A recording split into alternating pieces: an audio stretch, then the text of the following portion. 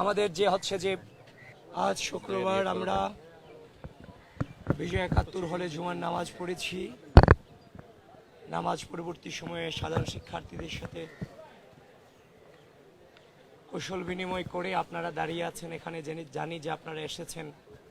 আপনাদের সাথে একটু কৌশল বিনিময় করার জন্য এসেছি এবং আমরা ৭১ হলে প্রচারণা করব। আমরা গত কয়েকদিন যাবতই হল টু হল আমি যাচ্ছি, আমার প্যানেল যাচ্ছে, আমরা যাচ্ছি একসাথে। সাধারণ শিক্ষার্থীদের অভূতপূর্ব সাড়া পাচ্ছি। ক্যাম্পাসে একটা নির্বাচনের সুন্দর আমেজ বইছে। এরই মধ্যে কিছু কিছু যে সমস্যাগুলো আছে তা নিয়ে আমরা নির্বাচন কমিশনের চিফ রিটার্নিং অফিসারের সাথে কথা বলেছি। ইতিমধ্যে আমি আপনাদেরকে জানিয়েছি বিভিন্ন পেজ সংক্রান্ত, বিভিন্ন অনলাইনের প্রপাগান্ডা সংক্রান্ত যে সমস্যাগুলো আমরা জানিয়েছি চিফ রিটার্নিং অফিসারকে। তারা এখনো পর্যন্ত কোনো সুষ্ঠু সমাধান আমরা পাইনি। আপনাদের মধ্য দিয়ে আমি অনুরোধ করব, দিন চিফ রিটার্নিং অফিসারের কাছে ঢাকা বিশ্ববিদ্যালয়ের যে আমরা অভিযোগ যেগুলোতে অনবরত মিস ইনফরমেশন, ডিসইনফরমেশন ছড়িয়ে বিভিন্ন প্রার্থীদের সম্পর্কে প্রপাগান্ডা ছড়ানো হচ্ছে, এই সম্পর্কে যে অভিযোগ দিয়ে এসেছি সেটা সম্পর্কে এখনো কোনো সুরাহা আমরা পাইনি। তারপর বিগত যে কুয়েত মৈত্রী হলে যে আমাদের প্রার্থীকে বের করে দেওয়া হয়েছিল, আমরা পেয়েছি, সেটার কোনো সুরাহা এখন পাইনি।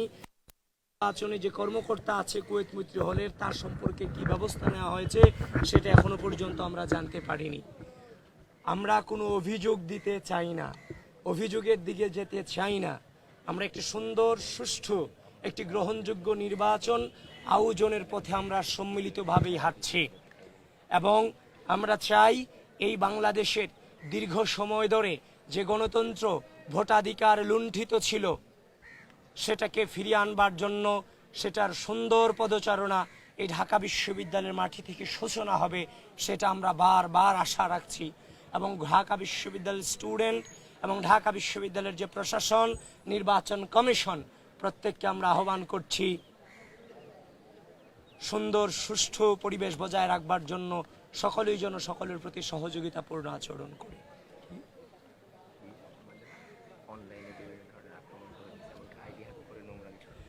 এবং আপনারা ইতিমধ্যেই জেনে থাকবেন বিভিন্ন যারা ক্যান্ডিডেট আছে, ক্যান্ডিডেটদেরকে টার্গেট করে তাদের আইডিগুলো হ্যাক করার মারাত্মক প্রচেষ্টা চলছে।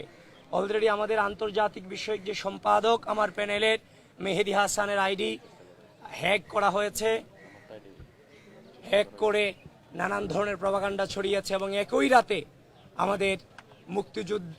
আমাদের যে হচ্ছে যে মুক্তিযোদ্ধা বিষয়ক যে মুক্তিযুদ্ধ ও গণতান্ত্রিক আন্দোলন বিষয়ক যে সম্পাদক আরিফুল ইসলাম, তার আইডিও একই রাতে, মেহেদির আইডি যে রাতে হ্যাক করা হয়েছে, সেই একই রাতে আরিফুল ইসলামের আইডিও হ্যাক করার অপচেষ্টা চালানো হয়েছে। সেটার প্রমাণও আমাদের কাছে আছে। সুতরাং আমরা আশঙ্কা করছি নির্বাচন যত ঘনিয়ে আসছে ততটাই প্রার্থীদেরকে রাজনৈতিকভাবে মোকাবেলা করতে ব্যর্থ হয়ে তাদের সম্পর্কে অনলাইনে মিস ইনফরমেশন, ডিসইনফরমেশন ছড়ানোর নানান ধরনের অপচেষ্টা চলছে, এটাও কিন্তু আমাদের কানে আসছে। আর যেটারই প্রাথমিক প্রমাণ আমরা পেলাম, আমাদের দুজন ক্যান্ডিডেটের একজনের আইডি হ্যাক করা হলো আর আরেকজনের আইডি হ্যাক করার অপচেষ্টা চালানো হলো। এজন্য ঢাকা বিশ্ববিদ্যালয়ের শিক্ষার্থীদের কাছে করজোরে নিবেদন করছি, কোনো প্রকার প্রপাগান্ডাতে আপনারা গা ভাসাবেন না। আপনারা যথেষ্ট ম্যাচিওরড, এই প্রাচ্যের অক্সফোর্ড খ্যাত ঢাকা বিশ্ববিদ্যালয়ের স্টুডেন্ট, আপনারা অবশ্যই যে ঘটনাই ঘটুক না কেন তার পুঙ্খানুপুঙ্খভাবে বিচার বিশ্লেষণের মধ্য দিয়ে আপনারা সেটাকে যাচাই বাছাই করে গ্রহণ করবেন অথবা সেটাকে ডিনাই করবেন।